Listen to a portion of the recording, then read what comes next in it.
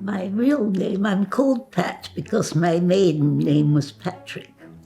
But they call me Pat. I'm 103. My real name is Marjorie Doris Hamilton. Hello and welcome to the channel 100 Years Young, where we get the privilege and honour to be able to hear from some of the most inspiring individuals on the planet today, our elders, those who have lived up to the ripe old age of 100. And today I have the privilege and honour of speaking to a wonderful lady, Marjorie, who is affectionately known as Pat. We're going to be hearing about Pat's past, fighting with her sibling about who will control the radio, because back in those days that's all they had. Her getting a dishwasher for the first time, her hatred for peas. We're going to be hearing about her love for ballet, and we're also going to be hearing about her visit to the Snake Temple. And we're also going to be hearing about her secret on how to live to 103 years old, as well as her advice for young people today. So with no further ado, I introduce to you Pat.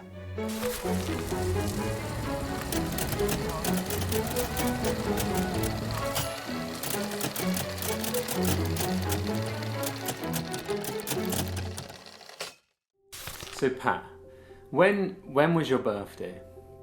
15th of November 1920. Did you ever think that you would become 100 years old? I never thought about it, actually. I never thought about dying. I was really rather scared of it until my husband died, and I saw how peaceful it was for him. What was life like for you growing up before that? Oh, I was one of 5. I was the eldest, but the weakest one to start with. I was a twin, and the twin was born dead, and I weighed 2.5 pounds, believe it or not. And I was wrapped in cotton wool for 6 months, and apparently all right after. There were no incubators in those days. And then, I was normal growing up with sports, dancing, piano lessons, the usual thing that children have. Did you have TV back those days? No, we only had one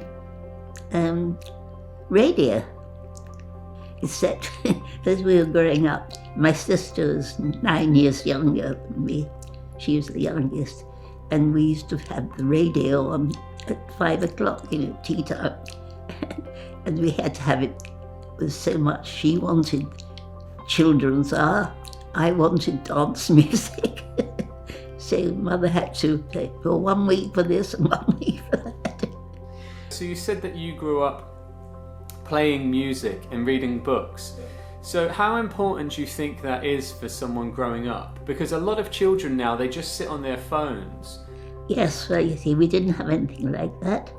We wouldn't have been allowed it anyway. Why? Because my parents wouldn't have thought it was good for us all to be doing that. And it was quite strict in a way. We weren't allowed to leave the table until we'd finished. Everybody had finished. It was quite a strict routine. So how do you live to be 103 years old? No idea. And my only thought is that I've kept busy. I'm very curious about things. I spend a lot of time thinking. I've come to the conclusion very few people listen, and they don't think very much. You can come across so many different types here, but they all think I'm old-fashioned. And that makes me laugh. What type of food have you eaten growing up? Like, what type of food do you eat? A lot of vegetables? Do you eat meat? Yes, everything that was good for us, I loathe peas, and I can remember when I was about 8, my mother making me sit at the table and finish everything off and I was chasing one pea around the plate. I'll never forget it, because I loathe them. I had a shepherd's pie here the other day, and I had to dissect all the peas out of it. Everybody thinks that's funny, but I just they're revolting things. Okay, so you had a normal diet. Did you ever drink alcohol? We had nothing much growing up. But in recent years, we used to have a glass of wine with our dinner. And we had dinner parties at somebody's house, different house every week. That's how I got a dishwasher, because I was washing up at 3 o'clock in the morning. And my husband said, "Isn't there a machine that does this?" I said, "Yes." He says, "Well, get it."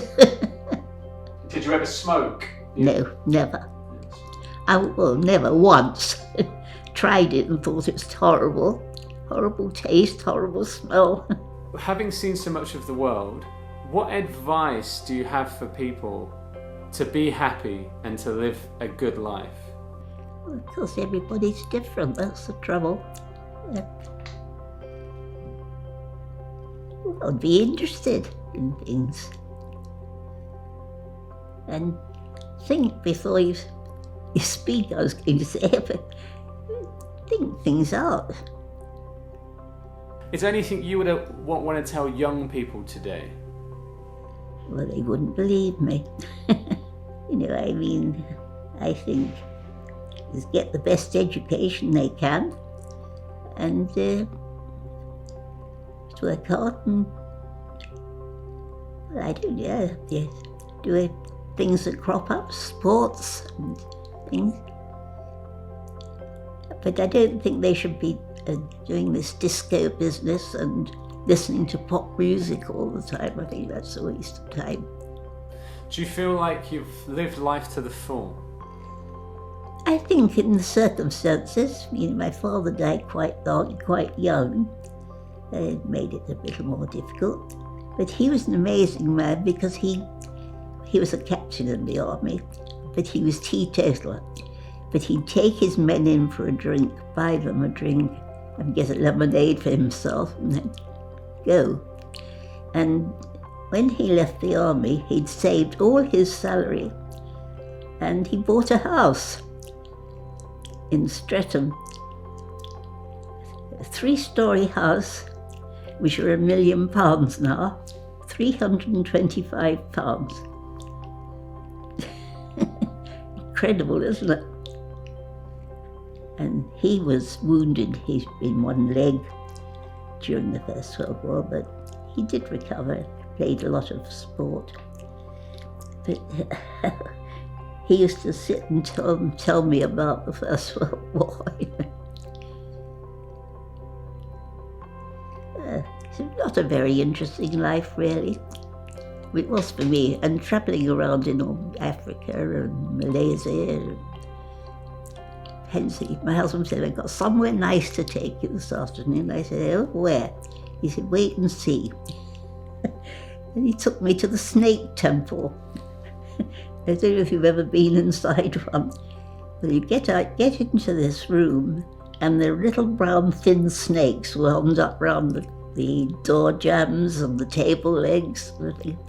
And outside in the cage is a great big boa constrictor. Well, I loathe snakes. That wasn't a treat at all, but it was an experience. I would love to have gone onto the stage, into a ballet or something. But my father is the old regime. A daughter of mine's not going on the stage. So I knew I wouldn't get anywhere that way. But I'd no great regrets. And how do you feel now at this stage of your life? I just feel I'm glad to be alive. When I wake up in the morning, I think, oh, well, I've survived another night.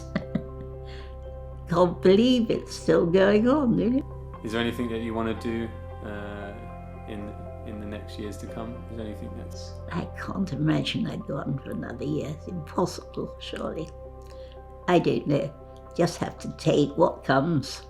I just hope I just go to sleep. I imagine everybody does, but